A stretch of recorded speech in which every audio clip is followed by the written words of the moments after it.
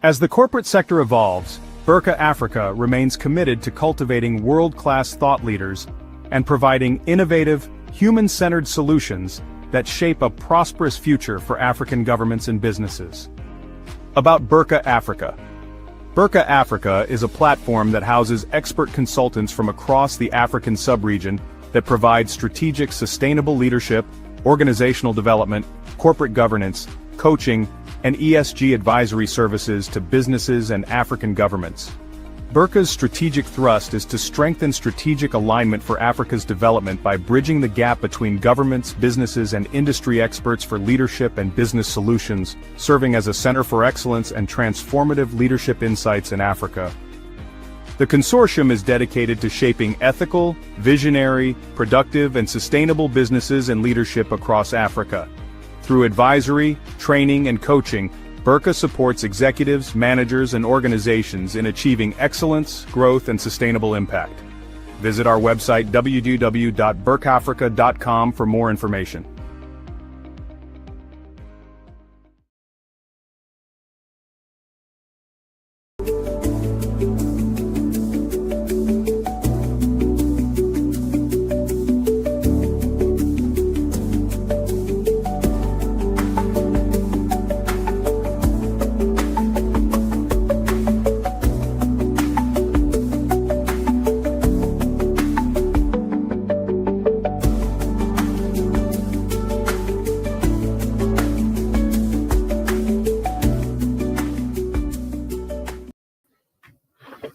Hi everyone, good morning, good afternoon, good evening from wherever you're watching, and welcome to today's session.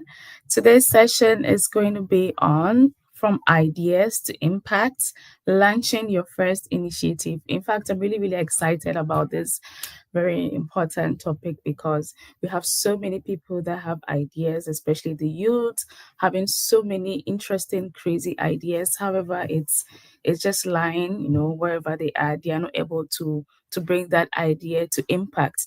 So I'm also really looking forward to this discussion. Today's session is organized by Berkha Africa in partnership with Center for African Conflict and Development, CACD. So as I said earlier, I'm going to just give a brief introduction to this topic. But whilst I give this introduction, wherever you're watching from, just comment your country you're watching from, your name and your country, just to keep the conversation ongoing. So wherever you're watching from, just drop a comment, your name, and where you're watching from. So every great ideas begins, every great movement begins with a great idea, a spark of possibility waiting to be shaped into something meaningful. And for many young leaders, the challenge lies not in the ideas. There are so many ideas, as I said earlier, but the challenge is in knowing how to transform them into actions that create real impacts. So this session is designed to guide young people through the journey of turning their purpose-driven ideas into structured, result-oriented projects, and it explores the essential steps of initiative development, from identifying a need, setting a goal, and mobilizing the resources they need to build partnership and measuring the success. So through this interactive session today, you're going to have real-life examples, because the speakers we have today, they are entrepreneurs that have turned their ideas into impact. And we're also going to have coach-based exercise. Participants will learn how to design initiatives that only does not have feasible, but also sustainable. An idea that is going to be sustainable over a long period of time. And this session also seeks to highlight the importance of mentorship and coaching. Very important in shaping early stage leadership and helping young innovators, gain clarity, have the direction, also gain the confidence as they bring their ideas to life. So I'm going to give bullet points on the session objective. The first, we want to identify socio-economic and community needs and design an initiative that address it effectively. We also want to translate these creative ideas into clear objective and actionable plans. We also want to understand the basic principles, of project planning, resource mobilization. Of course, you need some money to turn your ideas into action, and also the execution of it. We also want to recognize the value of mentorship and coaching and guiding initiative development and sustaining the momentum. We also want to develop that confidence. You need to take that first step.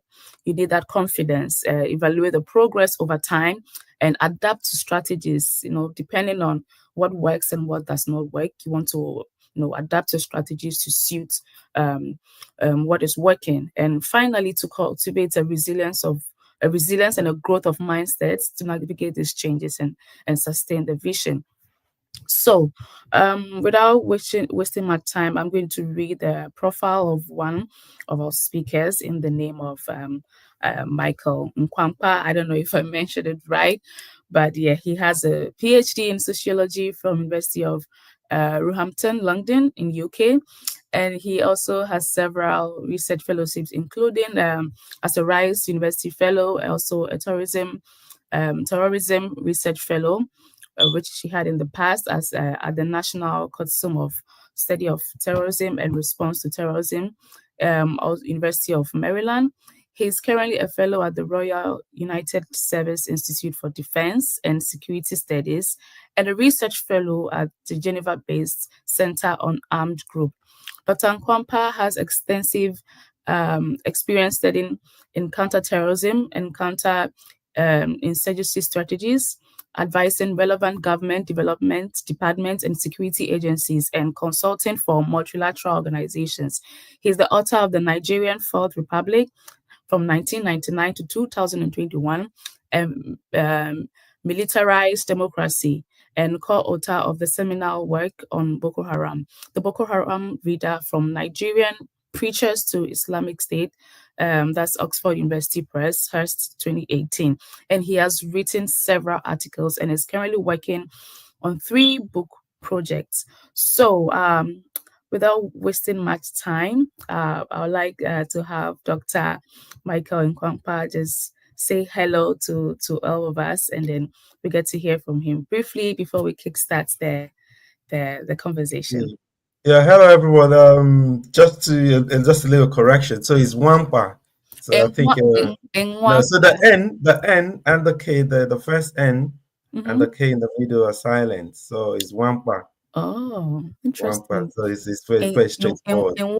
You're still calling the N. So the N is silent. Wampa. Oh, so Wampa. Yeah. Oh, Wampa, that's easy then.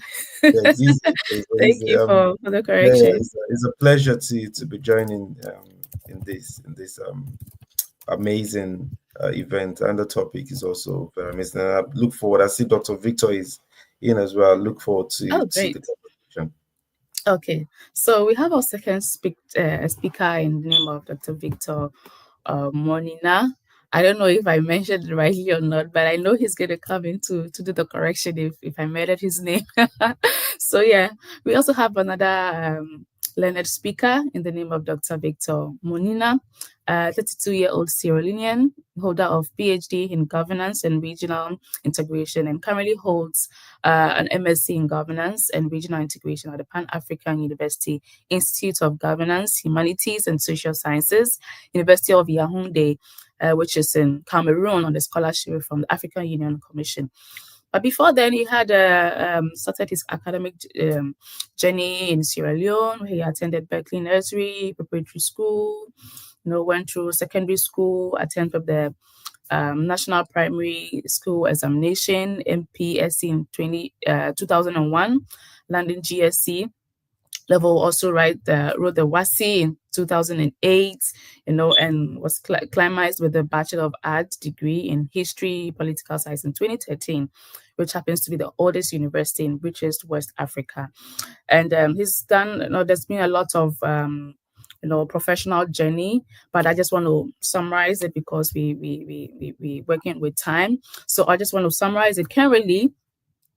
He is a board member at West Africa ICT Action Network, a global youth and ambassador for education, and has worked as an African Union youth volunteer working with World Food Program Ethiopia, and country director in CLLG Sierra Leone, Sierra Leone, and he has won awards both locally and internationally, including the National Debate Heroes 2015 and a Youth Activist of the Year 2014 in Accra, Ghana. Oh, I see, my country.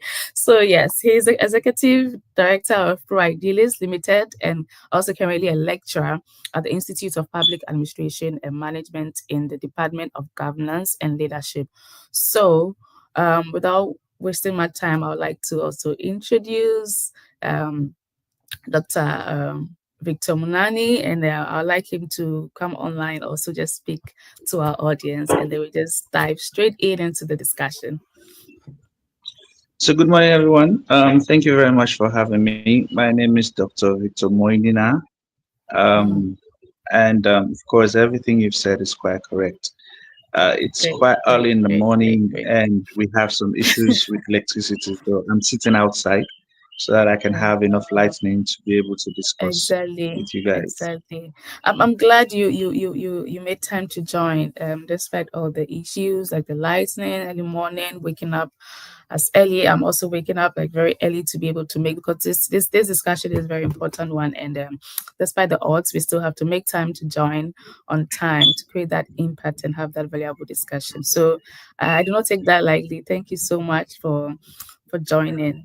Yes, so we'll kickstart straight into the discussion. Okay, so today's discussion is turning ideas into impact. Launching that first initiative. And I would like to hear from Dr. Michael. Dr. Michael, I want to hear from you. What barriers often do you think prevent young people from turning their ideas into action, and how can they be overcome? I'm asking this because I know you're an entrepreneur. You also have started, the Center for African Conflict Development. Maybe you could tell us a little bit about what you do, what that is about, the mission, and also let us know, because you have gone through the whole process. You can give us like a real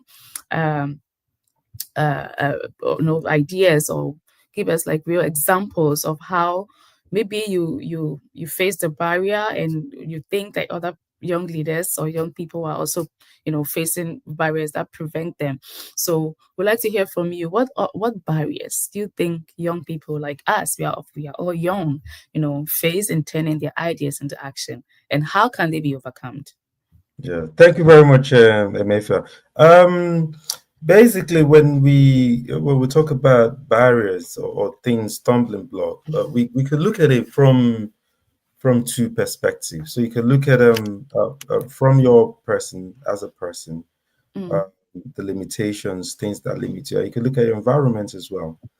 So from the person, it could be your personal circumstances. It could be a stumbling block. So it could be your skill sets.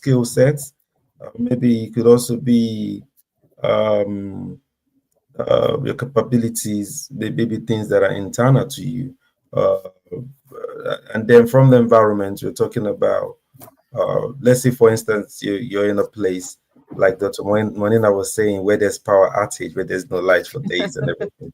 And you're going to compete with someone that, let's say, is in New York, where there's 24 hours light. So you're already at a disadvantage. And then again, it could also be the circumstances of your birth. So let's say you're giving birth by the billionaire, by Bill Gates, and you're giving birth to another person that has no. But I'm saying these are real barriers, but they are not barriers. So and I'll give an experience. Like if I look at my journey from where I've come to here, sometimes it's just sheer determination. Most of us are not born with silver spoon. Neither did we grow up in an environment that is conducive. We grew up in very, very limited environment, but shared determination. So you, number one, I would say, can be barrier to yourself when you when you look at your environment or look at and then believe that there is no way out. So it's hope. So and then from without standing too religious, when the Bible says if you have faith as small as the mustard seed, you can move the mountain. So is again having a small, when you just look at and look beyond your constraints and just start from like, yes, I can do this. This is what I want to do. It's just start from there, from the imagination. So overcoming it, you have to come with imagination and say, no matter what you want to do in this, everything we have in this life, whether it be the bulb, the lights, everything, the car, the aeroplane, it starts from an imagination. Someone imagined it. Someone looked at a problem and say, we can, what if we move from here to here? So that's where it starts from. You have to start, you have to be crazy in a way to imagine. I know people within the contemporaries at the time were like, oh, that's crazy. So again, the barrier could also be the noise, when people can't see the vision. So you need to first envision something. So for me, I kind of like self-motivated. I didn't let my so I know we'll get into it as we move on, be able to give some examples of the difficulties I personally faced and how I was able to get into. But I'm just giving a summary of like a concept wise of how I did it. It's like I need to envision something. And then again, the greatest barrier could also be people that you love, your family, because they're looking at you, they understand the constraint, then you're dreaming this dream. You're like Joseph, and your brothers and stuff looking at like, what is this dream you're dreaming? Can you not see? So you need to be able to see the vision first. Like for me to just conclude so that come back is before I do anything, I see the end. I need to envision and see where I'm going to. But how I'll get there, maybe I don't know, but I need to see the end. So I think for young people is also not being able to see the end. I've had a guy that is very smart, but for over 10 years I've known him, he's come to me with several ideas. So he goes with it, say, oh, this is where he's making, is this field. He goes there, then within the next 2 months, he comes back and he tells me, oh, I've changed, this is what I want to do, because he has not been able to see the end. He needs to sit down and see the end in whatever you want to do, and then pursue it to there, because you've already seen the end. So you're not dissuaded by whatever something was to face. So it's about the main thing. If nothing you take away from this, you must see the end of whatever it is you're envisioning. You must see that. It's just like an architect. Before you start the building, you draw that beautiful 3D. You must have it. You must have it. So that's what I'll say. Thank you so much. So you need to see the end from the beginning. You need to see the end from the beginning. And some few words or some takeaways I will take is that to overcome it, one of the barriers could be the environment that you find yourself in, the environment. But that is not really, really like a barrier. You can still overcome it. You need to have that imagination. You need to have the faith and be self-motivated to carry yourself along, because that is what is going to keep you going. And you need to see the end from the beginning. Before I move to my next speaker, I'll just go into the comment sections. Let's see where people are joining from. I'll also introduce myself briefly. So I see Mavis joining from Ghana. Good morning. Good morning, Mavis. We're happy to have you on this call and join this discussion. I also introduce myself briefly. I'm MF Adria. I'm an HR analyst currently with UNDP, based in New York, and I'm happy to be your moderator for today. So we're going to move to our next speaker, Dr. Victor. So Dr. Victor, it's a question. Do you think coaching and mentorship can accelerate the process of launching and sustaining one's initiative? If yes, we'd like to hear from you. And if no, we want to hear from you as well. Coaching and mentorship, can it accelerate the process of launching one's idea? Thank you very much. Let me build on the foundation laid by Dr. Michael. We all have ideas that we are born with. Everybody has something that he can offer. And one thing I've noticed over the years is that in Africa, we have quite a huge chunk of ideas that are embedded in people. based on the fact that we come from different backgrounds. So Mm-hmm. I, for one, I started off an NGO called Forum for the Development of Young People way back in 2011. I was a student at the university then. I started off with a friend who called the organization, we are the World Charity Organization then. Her idea was, I want to help the less privileged in society. I want to see how best they could have facilities that we have. We are fortunate to go to a private school, and some of us were fortunate to be in the university then. But we looked at society and we saw our friends, they were like, most of them were looking out and clamoring for opportunities to be like us or to get to higher university like us.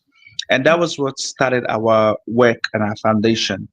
Today, we do not do just the charity work. We do a lot of other research things, and we've come to meet with so many institutions, so many people, and we've just expanded from there. So, just like Dr. Michael was saying, you have to be focused on what you want to do. I want to make a change in the world. And making a change in the world requires certain skill sets, requires certain amounts of finances, requires certain amounts of exposure. Like in Sierra Leone now, most like last night I was discussing with a radio presenter and she said, one thing we appreciate and admire about you is that you are versatile. If we come to entertainment, you speak a lot about entertainment. If you talk about governance issues, you speak a lot about governance. If you talk about family life, if you talk about young people's life, I speak a lot about that. That didn't come overnight. It was built up by years of experience and having so many things at your disposal that sometimes you use that experience to educate and to make other people understand what you really want. So, to the young people right here on this program, I just want you to understand that there are certain things that you want to do now that you might not be ready for. Probably you don't have the experience to do it. Probably you don't have the disposal of finances at your disposal to do it. Probably you don't even have the connections to do it. And therefore, we want to encourage everybody to believe in themselves, look out for better chances, and see how best you could nurture that your small dream into becoming an absolute reality. I tell you, the world is not looking outrightly for people that have words anymore. We have seen a lot of speakers come in the world. What the world wants is people who can do the activities that they have set themselves to do. And therefore, we need people to work on. I have this idea, I have this perspective. One thing that I've observed, I've gone to Nigeria a couple of times, I've gone to Ghana a couple of times. Whenever you go to these places, you see it's like a well of ideas floating and people doing things. Can you imagine we walk back in our homes and we see so many litters all over the place, so many garbages all over the place? Other people have thought about how they could transform it into making energy. Others people have thought about how they could transform it into making something useful for others to use. Now you could just see that and you think, oh, this is just another thing I should look at. But for others, this is a chance to make a hay while there's sunshine. And therefore, we're encouraging everybody look out for those things that you think have not been done and challenge yourself that A, B, and C is what I want to do, and this is how I'm going to do it at this point in time. Great, great, great, great. So, yeah, thank you so much for that. So it's also not about just having that ideas. There's so many ideas, but probably maybe one is not ready. It could be finances, it could be the connections, it could be the experience. And so, yeah, it will take time. It will take time, and people are now looking for action. Doing the activity, which Dr. Victor just mentioned. But I also want to come back to the mentorship and coaching.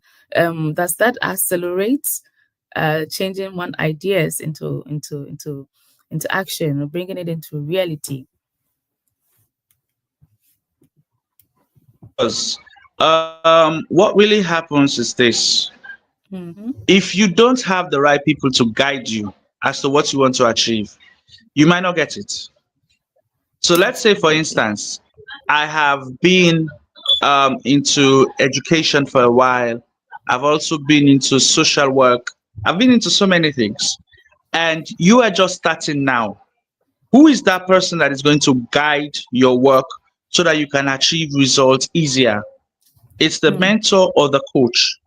But in Africa, we have a problem. Most times when people come to you for coaching and mentorship, it's like you have adopted another child.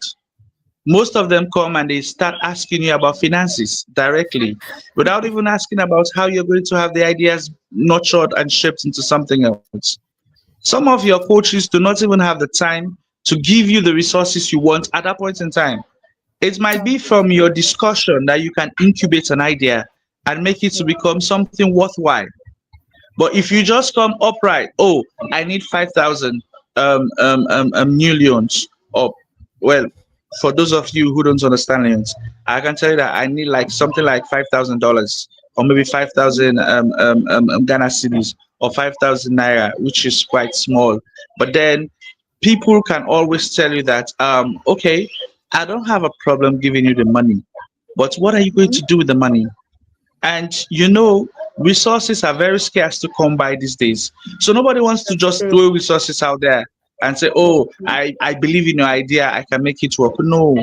So you have to be nurtured, you have to be groomed. Sometimes in grooming, they tell you to do A, B, C, D activities. These activities are not meant to deter you, they are meant to build you up. It's just like an athlete. You want to go for a competition. If you do not train, you will not become worthy to produce excellent results in that competition.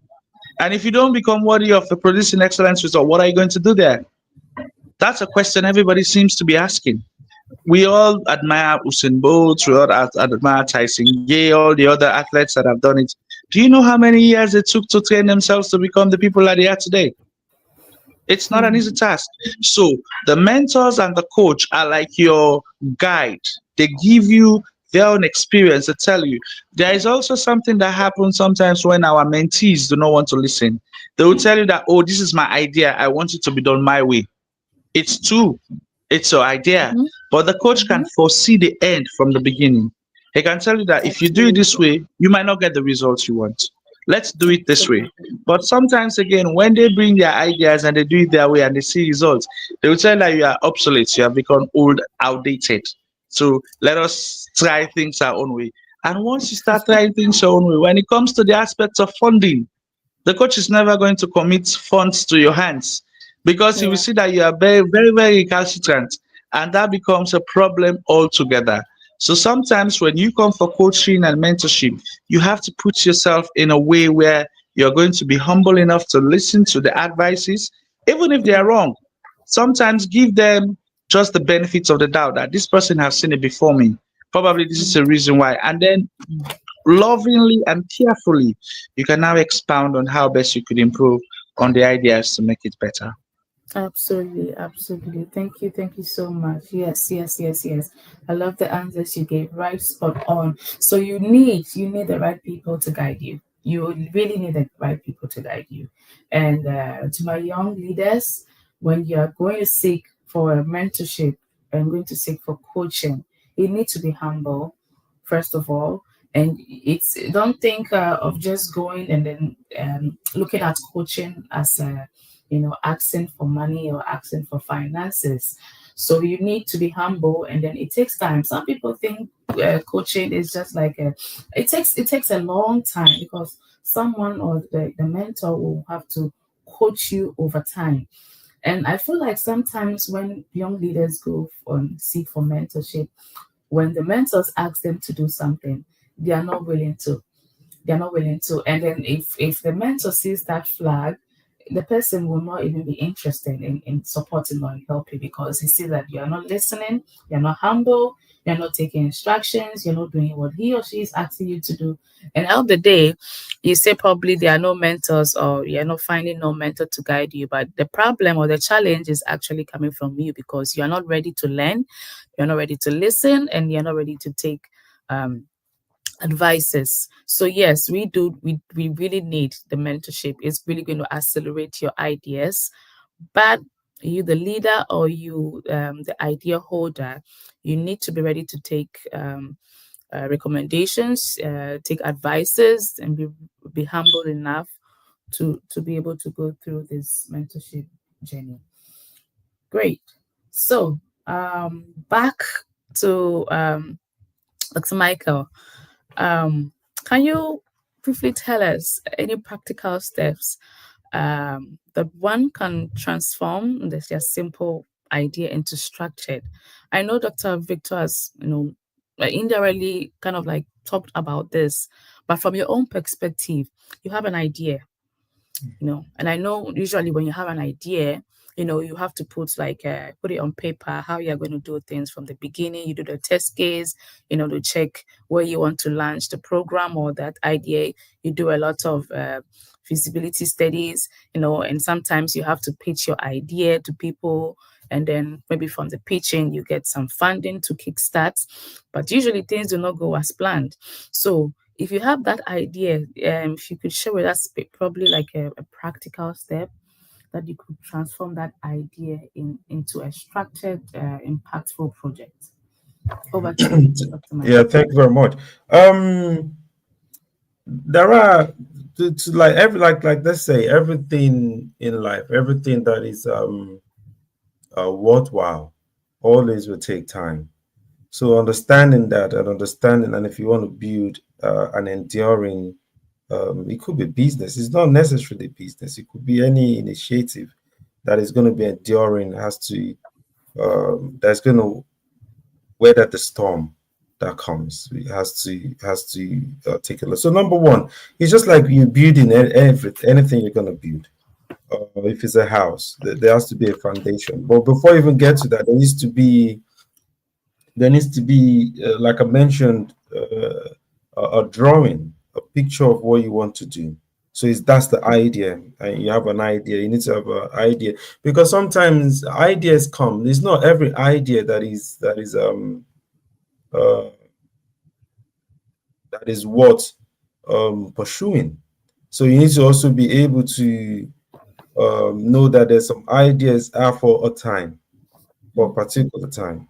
It could be for the future. So understanding that is also very important, because I've seen people that have so many ideas and they don't know what to do, and then they're confused. So you need to be able to categorize and prioritize. So number one is drawing up a vision, and what that does for you, it helps you to be guided. It helps you to be focused. It helps you to know what you need to do. So once you've like you mentioned, you have a pen, you need to literally write it down, write your goals down. Because for me, I remember when I discovered myself, it took me a while. I was 25 years old when I discovered myself, and I literally had a book where I've written all the skills I have. I said, okay, I'm good in maths, I'm good in music, I sing, I'm good in this, I'm good in that. But I have to sit down, literally tell myself, this is what I want to pursue.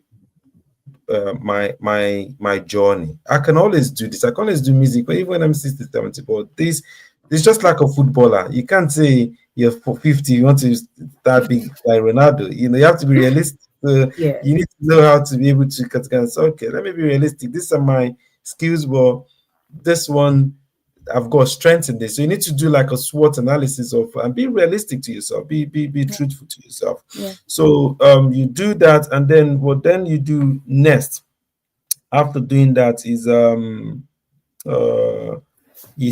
then taking, you need to learn to take baby steps. Baby steps are very, very important. Some people want to go from 0 to 100. They want to start big. You have an idea. You want to rent a big office. You want to be in the heights. They want to look. No, you need to start small. You need to use the barest minimum of resources. Sometimes you don't even need the money. You need to have people that, okay, you have an auntie, an uncle that has an office space. You want to use the bedroom. Sometimes you want to even use your living room. Start off from your living room, from your parents' living room. But you want to just make sure you're starting with the minimum resources. The whole effort should be in developing the idea. And sometimes the vision you have, you need to get more skills. And that's where the mentoring comes. But I would deviate a little bit from what Dr. Victor said in terms of like following your mentors 100%. Now, in apprenticeship, you start off and you're learning the ropes, and you're following. So, but like every student and like every parent, I think as a parent, I want my kids to to identify themselves, their unique self, and also to surpass whatever it is I've achieved. I don't. So in learning the ropes, you also want them to maintain some sort of independence, some sort of authenticity, some sort of that thing. You look at Plato and Aristotle. They were students, but you go further than that. You're not challenging in a rebellious way, but you're expanding what your tip. But you need to first, like Dr. Victor said, I agree with that. You need to first have gained a certain level before you start beginning to entrench your own personality.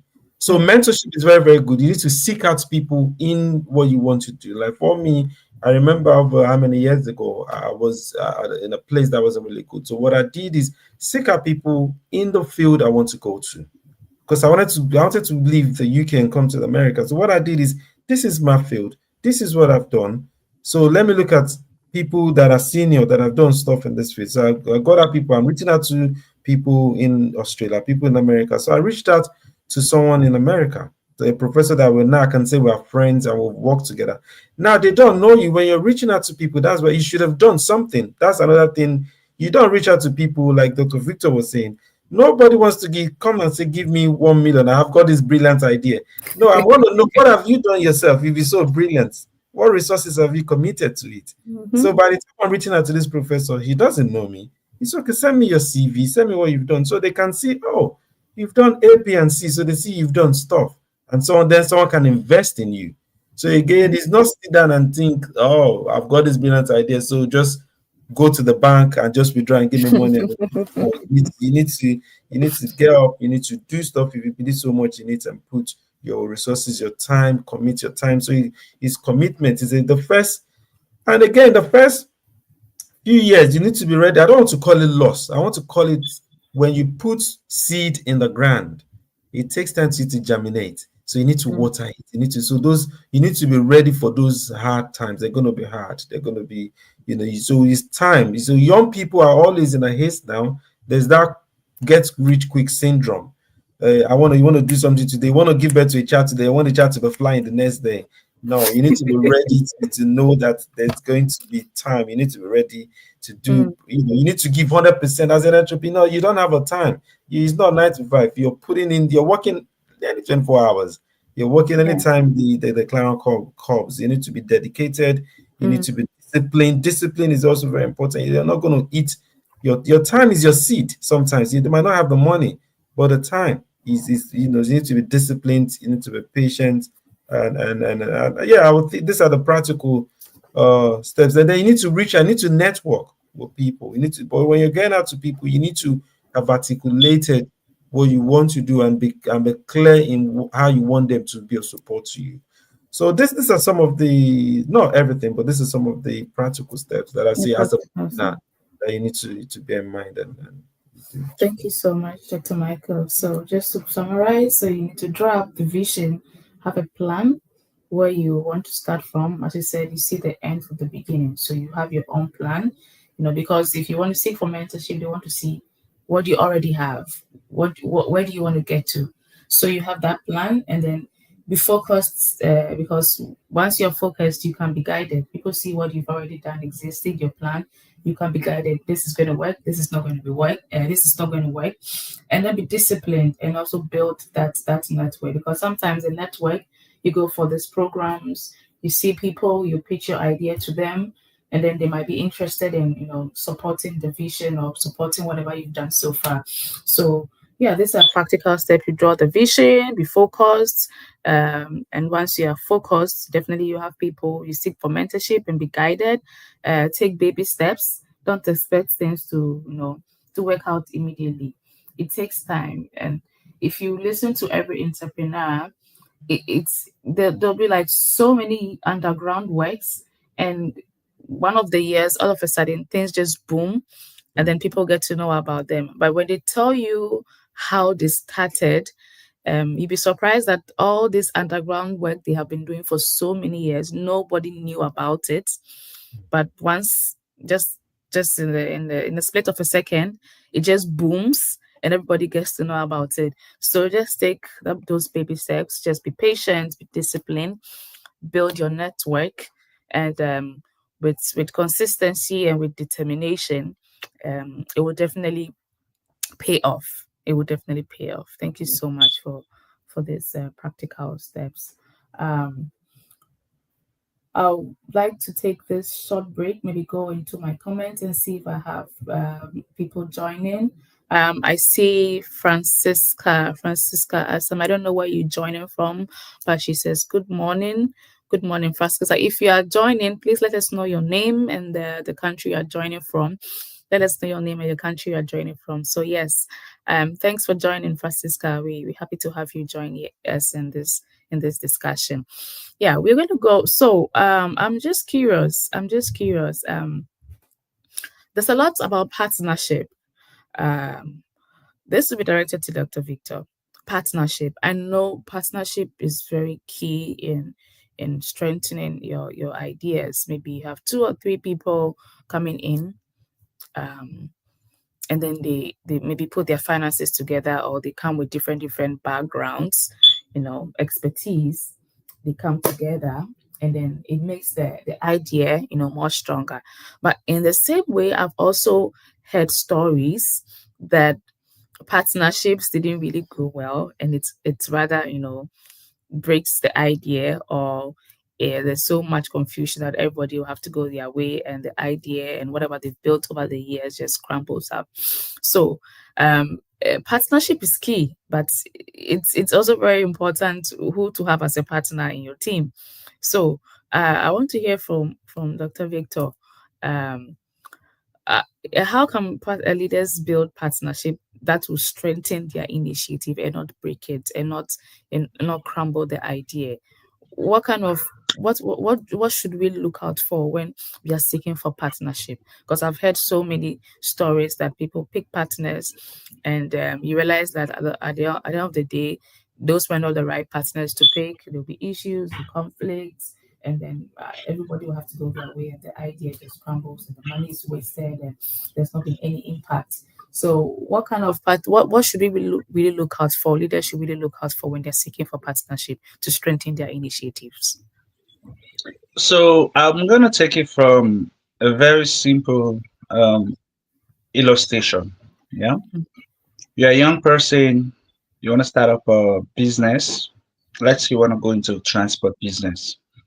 And you have the idea that I want my transport business to be in Sakomono, that's in Ghana, in Accra, Sakomono. Mm-hmm. You want to do a transportation business within that area. And you find out that within the area, most of the time, people only take tour, people take taxi. Very few people take bikes because of they're scared that they might fall on the way. We have this one that is all over the place now. It's called keke. That's a tricycle.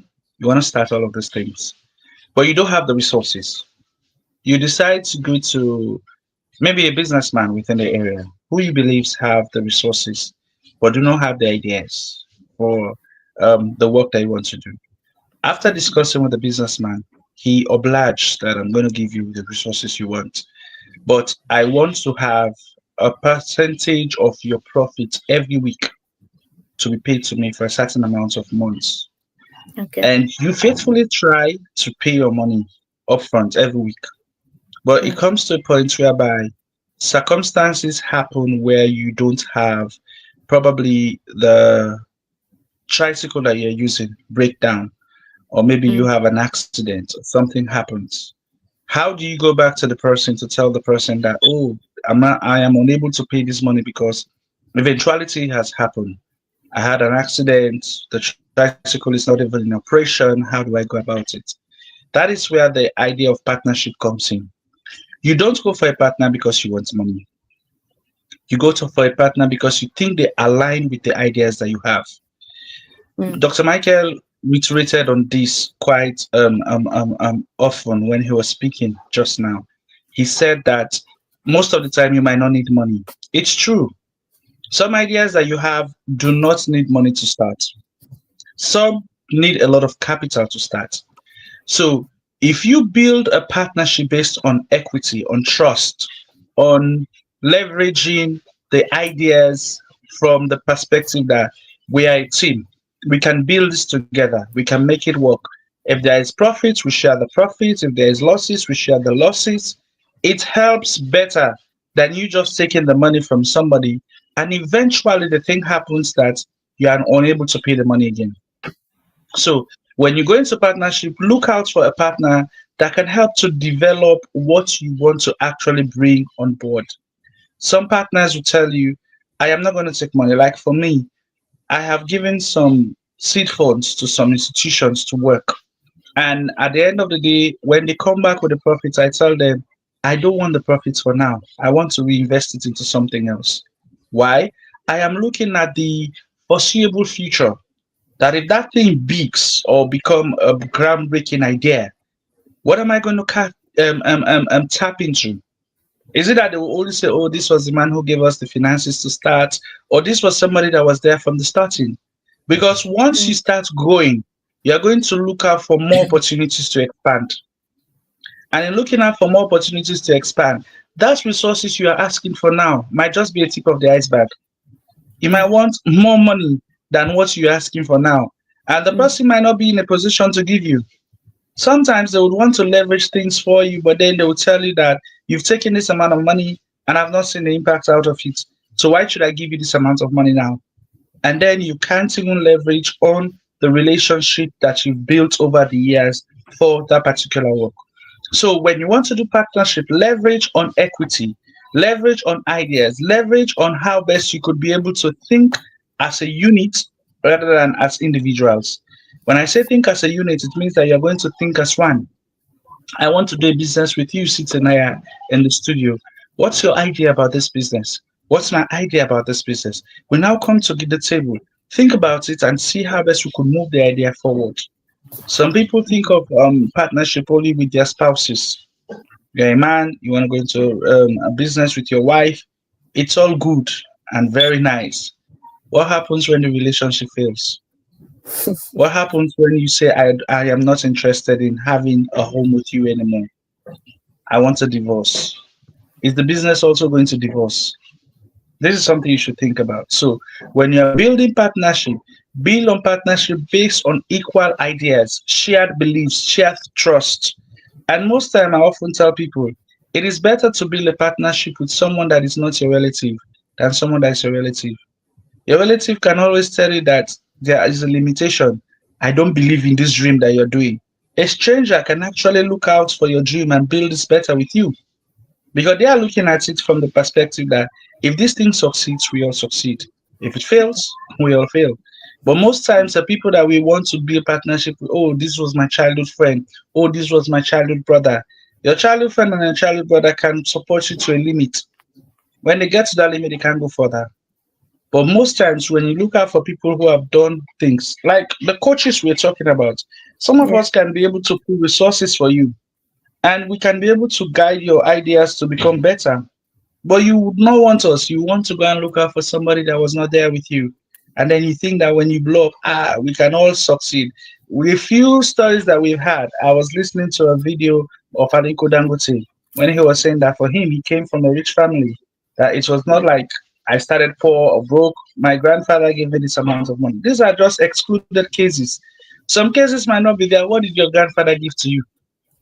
Sometimes they gave us debts and they made us inherit things that we're not proud of. So look out for people that can build you in equity. Look out for people that you can all work together to ensure that that dream becomes a reality. Thank you. This is just spot on.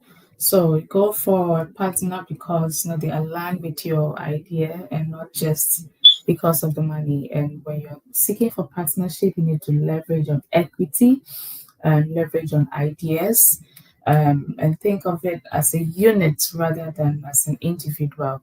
This is the key statement I took from Dr. Victor. And this is something that I believe all my listeners or those joining from wherever you should take with you, because partnership is key. It can be success. Sometimes it doesn't go well, as I said earlier.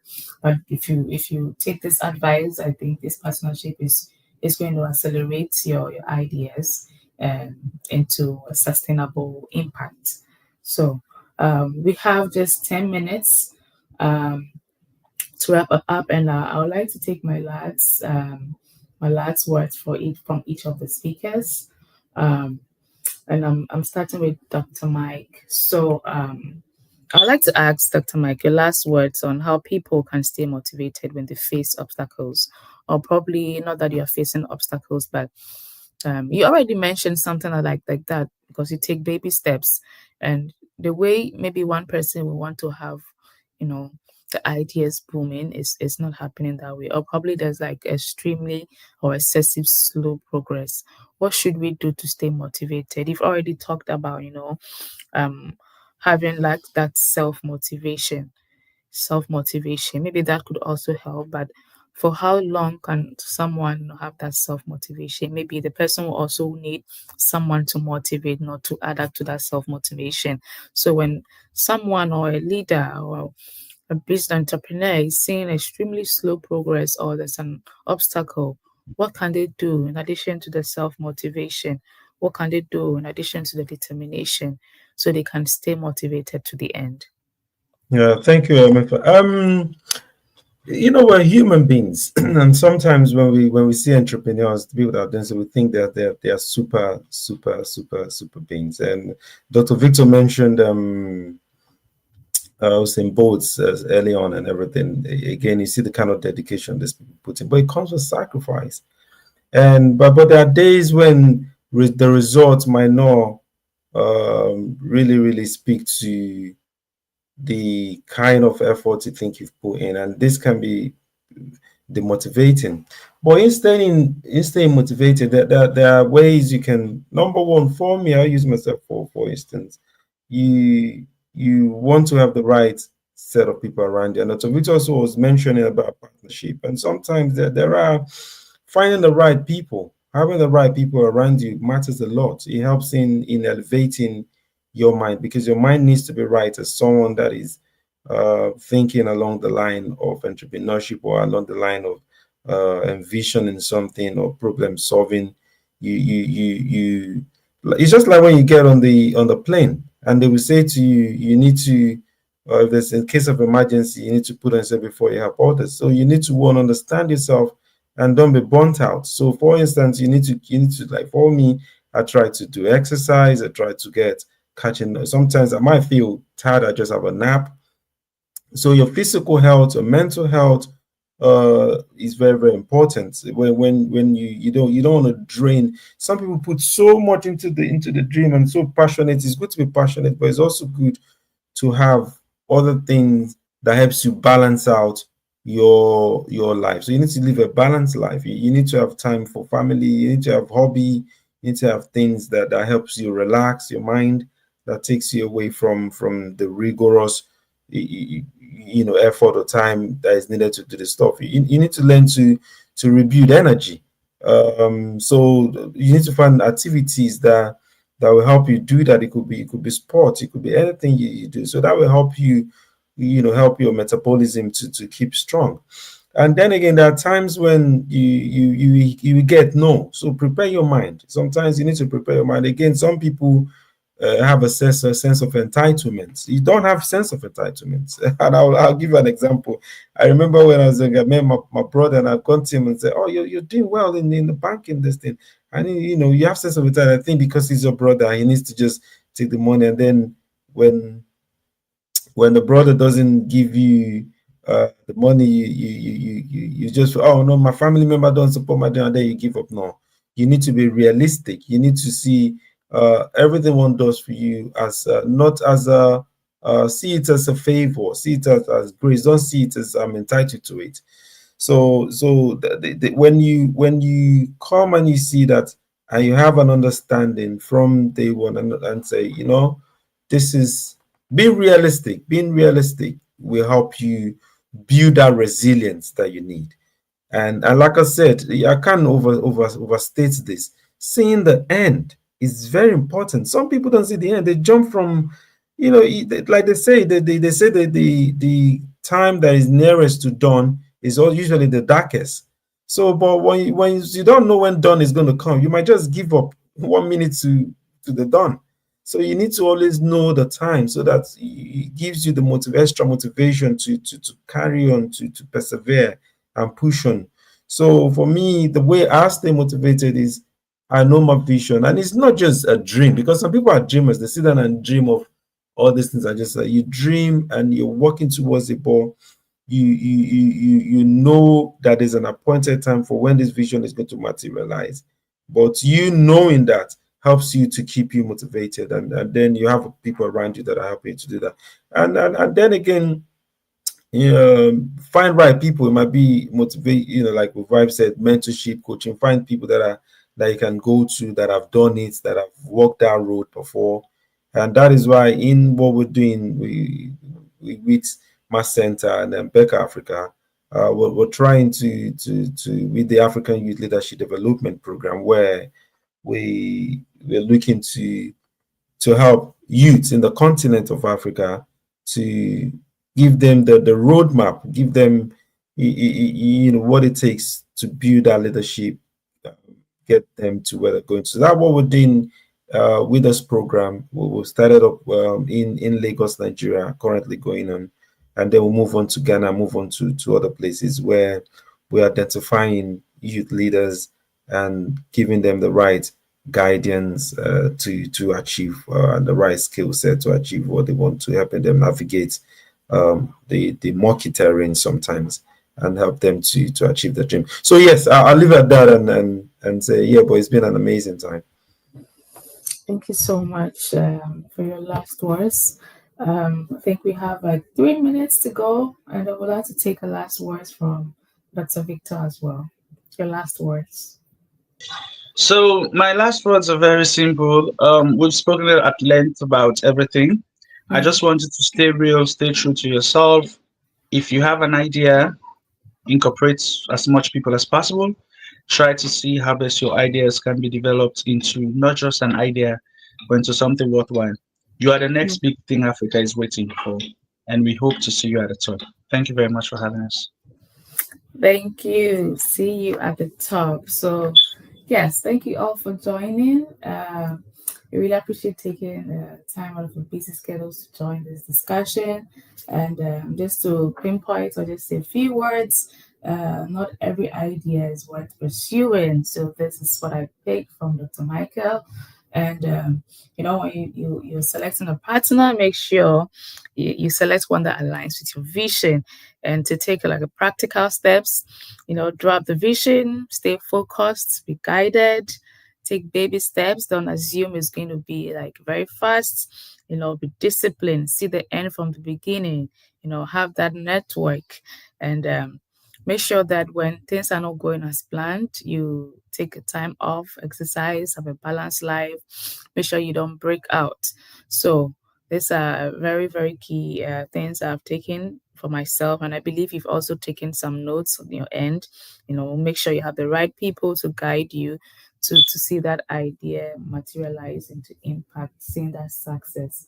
And then once you see that idea having impact, you're going to be happy with yourself. You're going to have that success, you have that fulfillment, and you have the more energy, you have more people supporting you to get to where you want to get to. So thank you all for joining. And if you still haven't put in your comment where you are watching from, there's a time to do so. Let us know where you are watching from, your name and where you are watching from. Thank you all for joining, and I wish you a very wonderful Saturday morning, afternoon, and evening from wherever you are. Have a great day. As the corporate sector evolves, Berkha Africa remains committed to cultivating world-class thought leaders and providing innovative, human-centered solutions that shape a prosperous future for African governments and businesses. About Berkha Africa. Berkha Africa is a platform that houses expert consultants from across the African sub-region that provide strategic sustainable leadership, organizational development, corporate governance, coaching, and ESG advisory services to businesses and African governments. Berkha's strategic thrust is to strengthen strategic alignment for Africa's development by bridging the gap between governments, businesses, and industry experts for leadership and business solutions, serving as a center for excellence and transformative leadership insights in Africa. The consortium is dedicated to shaping ethical, visionary, productive, and sustainable businesses and leadership across Africa. Through advisory, training, and coaching, Berkha supports executives, managers, and organizations in achieving excellence, growth, and sustainable impact. Visit our website www.berkhafrica.com for more information.